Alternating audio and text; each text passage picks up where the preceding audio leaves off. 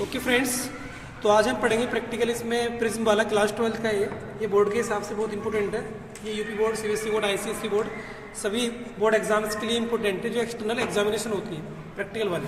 ठीक है, तो आज हम ये वाले प्रिज्म वाला करेंगे। तो इसके लिए एक ये ड्राइंग शीट लेते हैं, उस पर पेपर ले लेंगे ड्राइंग शीट, और ये मैंने इसे पिंच कर लिया क्योंकि ये इसे रोकना है। फिर मैंने एक बेस लाइन खींच ली है, ये बेस लाइन है। अब मैं प्रिज्म से इसकी कुछ पोजीशन ले लेता हूँ ताकि हमें इसमें करने में आसानी पड़े।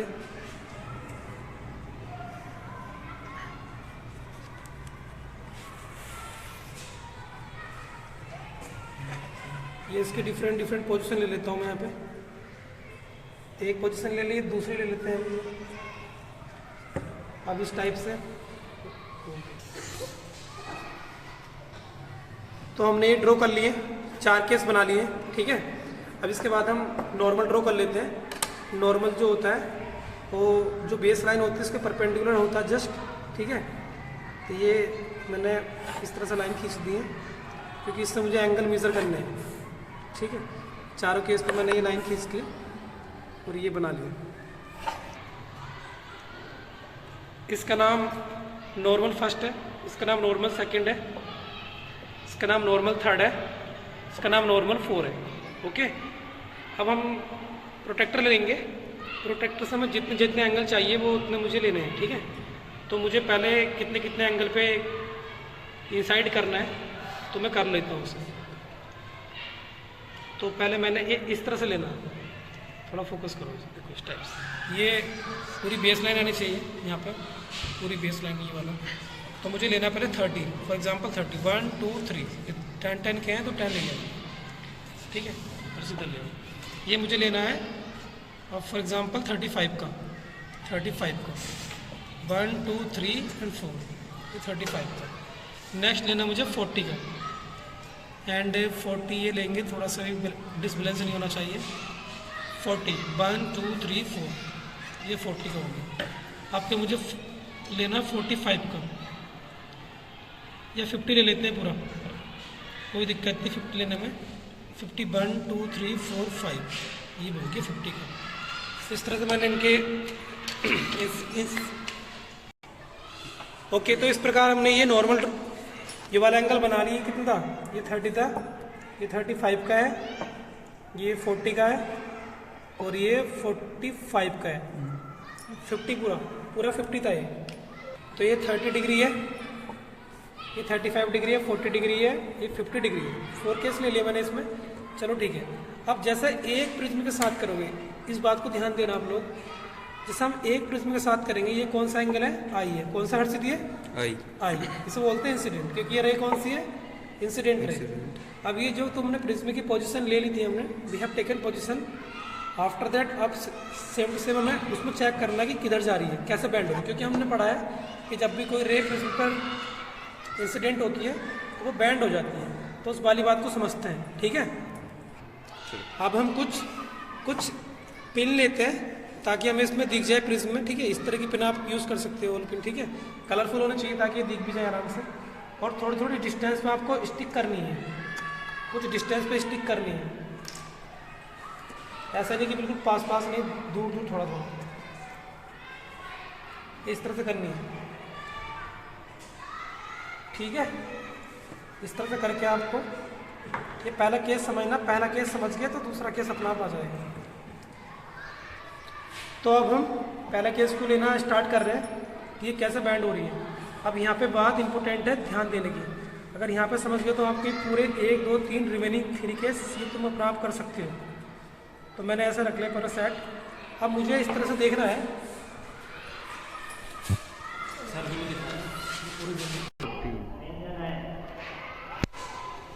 ओके। तो अब हम इसमें जो हमें ये दिख रही लाइन, हमें वाली ये लाइन दिख रही है, तो इस लाइन की हमें स्ट्रेट जो लाइन बननी है हमें पिन लगानी है हमें। ठीक है, तो हर से जो ये लाइन है इसके बाद हमने देखा कि ये उसकी स्ट्रेट लाइन में आ रही है। ठीक है, इधर से देखने पर ऐसा लाइन बन रही है, जबकि ये रियल में उधर से ऐसे है। ठीक है, तो हमने ये लाइन खींच ली। इसके बाद हम इन्हें हटाएंगे, पोजीशन को हटाएंगे। ठीक है, थोड़ा खड़े फिर इसके बाद में हम क्या करेंगे, इन्हें हटा देंगे और इन पॉइंट को स्पोर्ट कर लेंगे हम। स्पोर्ट भी इस तरह से कर लेंगे। स्पोर्ट पूरा गाढ़ा नहीं करेंगे, इस तरह से नहीं करेंगे, ये नहीं करेंगे हम, केवल स्पोर्ट करेंगे। फिर जहाँ पर तुम्हारी लाइन है इसको जो तुम्हारे तीनों स्पोर्ट हैं उनको मिला दोगे आप, इन्हें मीट कर दोगे आप। मिला लिया ऐसे इसको आपने, ठीक है। इसको थोड़ा और बढ़ा लो आप, पीछे ले जाओ, ऐसे कर लिया आपने ऐसे। अब जो तुम्हारी इसकी पोजीशन है,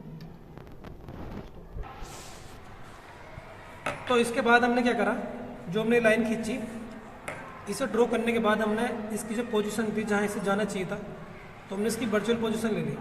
और जबकि ये बैंड इधर को हो गई है वो तो बात अलग है, लेकिन हम इसकी वर्चुअल, तो ये वाला जो एंगल बनने से वो डेविएशन एंगल, डेल्टा एंगल है, तो ठीक है। इस प्रकार हमने क्या करा, इसमें कि मुझे ये वाला एंगल मेजर करना है, तो मुझे मेजर करने के लिए ये वाला पॉइंट, इस पॉइंट को मानकर इसे बेस मानकर आपको इस तरह से ड्रॉ करना है, ऐसे ऐसे ऐसे ऐसे, ये यहाँ रखना आपको, इस तरह से रखना है, इस बेस लाइन को बनाना ध्यान से।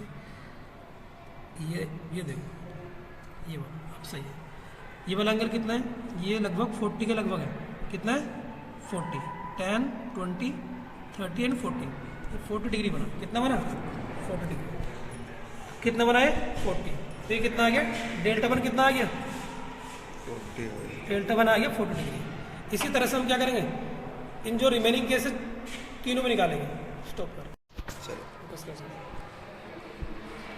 तो हमने इसके चारों पोजीशन बना लिए, ठीक है। यहाँ पे जो डेविएशन एंगल आया 40 डिग्री का, यहाँ 42 डिग्री का पहले बढ़ा, फिर इस पे जब 40 डिग्री पे देखा हमने ये वाले पे, तो फिर ये 35 हो गया। और जब ज़्यादा जितना हम इंसिडेंट एंगल बढ़ा रहे हैं उतना डेविएशन एंगल कम हो रहा है, तो ये लास्ट वाला कितना, 30। तो हम ये होगा मिनिमम हमारा, क्या हो गया, जो सबसे कम है वो क्या है, मिनिमम है। ये कितना है, 30 है। क्लियर है। अब हम इसका एक पेपर, तो हम इसका ग्राफिकल रिप्रेजेंटेशन देखेंगे। तो इसमें ग्राफिकल रिप्रेजेंटेशन में ये मैंने बनाया है इसका ग्राफ, जो एक्स एक्स है, अलोंग एक्स एक्सिस मैंने क्या दिखाया है, इंसिडेंट एंगल जो आई है हमारे, आई है इंसिडेंट एंगल जो ऊपर वाले लिखे मैंने, पहले 30, फिर 35, फिर 40, फिर 50, है ना। उसके कोरस्पॉन्डिंग जो हमारे डेविएशन एंगल आ रहे हैं, तो मैं उनको बाई एक्स पे दिखा रहा हूँ, अलोंग बाई एक्सिस, ठीक है। तो पहला एंगल कितने लिया था मैंने, इंसिडेंट एंगल 30 का लिया था, फिर कितने का लिया था, 35 का लिया था, फिर कितने का लिया था, 40 का लिया था, फिर कितने का लिया था, 50। ये मैं ये ले लिया मैंने इंसिडेंट एंगल। उसके जो कोरस्पॉन्डिंग एंगल आ रहे हैं कितना है, 40, कितना है, 30 पर कितना है, 40। फिर कितना है नेक्स्ट वाले पे,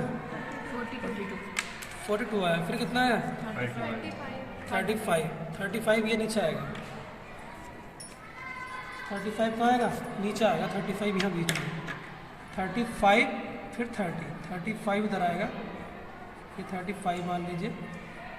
इस पर ग्राफ पे आप बनाना, ग्राफ पे आपको सही दिखेगा। और ये कितना, 30 है, 30 डिग्री। अब आप 30 पे कितना है, 40, तो यानी कि ये 30 पे 40 आया, तो इसको ऐसे मीट कर लेंगे, ठीक है। क्लियर है। तो ये वाले एंगल हमारे थोड़े ऐसे गलत रखे गए हैं, अभी एक सेकेंड मिस्टेक हो गया है। तो यहाँ पे जो पहला एंगल है 30 पे कितना है एंगल, 30 पे कितना था, पहले ये आप लिख दीजिए, इसका एक हिसाब ऐसा रहेगा सही। ये लिख दीजिए, ये लिख दीजिए 20, ये लिख दीजिए 30, फिर लिख दीजिए 40, फिर लिख दीजिए 50, और यहाँ लिख दीजिए 60, ठीक है। ऐसा कर लीजिएगा आप।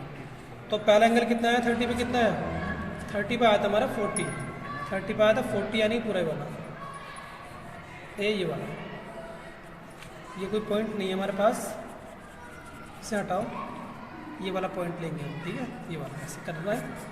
35 पे कितना आया था, 42, तो ये 42 यहाँ आएगा,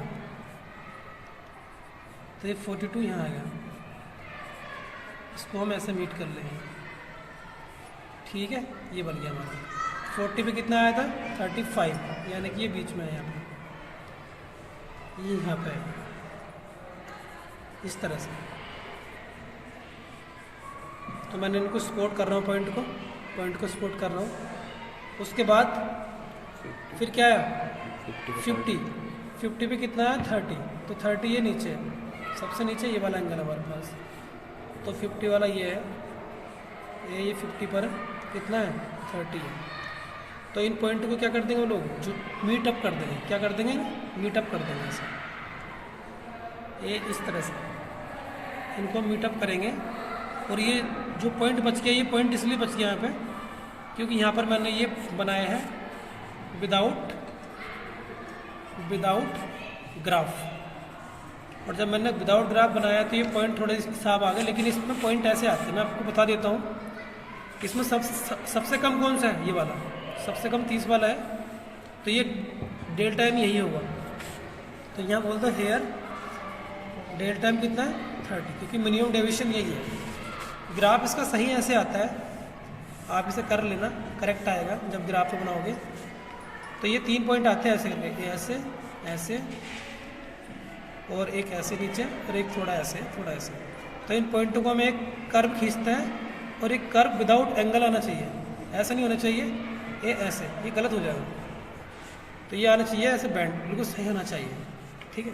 तो जो सबसे नीचे वाला एंगल है क्या मानते हैं इसे, ये भी डेविएशन, ये भी डेविएशन, लेकिन सबसे कम कौन सा वाला, ये वाला सबसे नीचे वाला, जिसे कहते हैं मिनिमम डेविएशन, ठीक है। अब हमारे पास मिनिमम डेविएशन कितना मिल गया 30, और जो मैंने बताया था आपको जो प्रिज्म एंगल ये वाला एंगल कितना होता है, ये होता है हमारा A बराबर 60, क्योंकि ये क्या हमारे पास इक्विलेटरल ट्रायंगल है। अब मुझे इसका क्या निकालना है, index.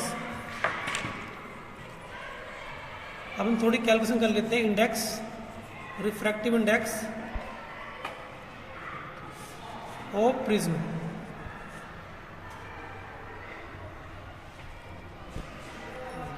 Refractive index of prism, तो एन इक्वल टू कितना, sine A plus del time upon 2, और अपॉन में कितना, sine A upon 2, sine A कितना 60 प्लस 30 अपॉन 2, अपॉन में कितना, साइन 60 अपॉन 2, तो एन इक्वल टू आगा साइन 60 प्लस 30 90 बटे 2 45 बटे कितना, साइन 30, तो एन इक्वल टू आगा इसकी वैल्यू होती है 1/√2, इसकी कितनी होती है 1/2, तो ये 1/√2 गुणा 2/1, तो इसको हम लिख देंगे कैसे, √2 को, 2 को √2 गुणा 2 ऐसे कट गया ऐसे, और इसका कितना आ गया, √2 आ गया, और √2 की वैल्यू हम सब लोग जानते हैं 1.414 होती है। ये क्या आ गया, अप्रोक्सीमेट 1.5 के लगभग आ गया है, तो ये हमारा इंडेक्स होता है।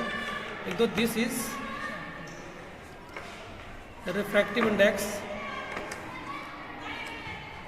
Of a glass prism. तो इस प्रकार से हमने ये प्रैक्टिकल कर लिया, पूरा इसका ग्राफ बना लिया। पहले ये बताना होता है, इसमें आपको समझ आना चाहिए हमने किस किस का यूज़ करा। फिर हमने ये ग्राफ जो वैल्यूज आई, इंसिडेंट एंगल और ये डेविएशन एंगल, इनको प्लॉट किया, सही ग्राफ ऐसा बनेगा। आफ्टर दैट मैंने जो मेरे पास 2 वैल्यू आई थी, ए बराबर कितना प्रिज्म एंगल होता है वो कितना 60 डिग्री, और मिनिमम डेविएशन कितना आया था, मिनिमम डेविएशन 30 डिग्री आया था। और इस प्रकार से मैंने ये फॉर्मूला यूज़ किया जो प्रिज्म के इंडेक्स का होता है, जो आपने प्रूफ किया क्लास 12th में जब प्रिज्म स्टार्ट हुआ था, वहाँ पर न्यूटन के एक्सपेरिमेंट से ये आपने किया था, ठीक है। विप ग्योर जहाँ बना था, विप ग्योर। तो मुझे लगता है कि आपको ये समझ में आ गया होगा, अगर नहीं आया तो आप मुझे कमेंट कर देना, ओके, तो मैं आपको बता दूँगा। Thank you very much for watching this video, have a great day.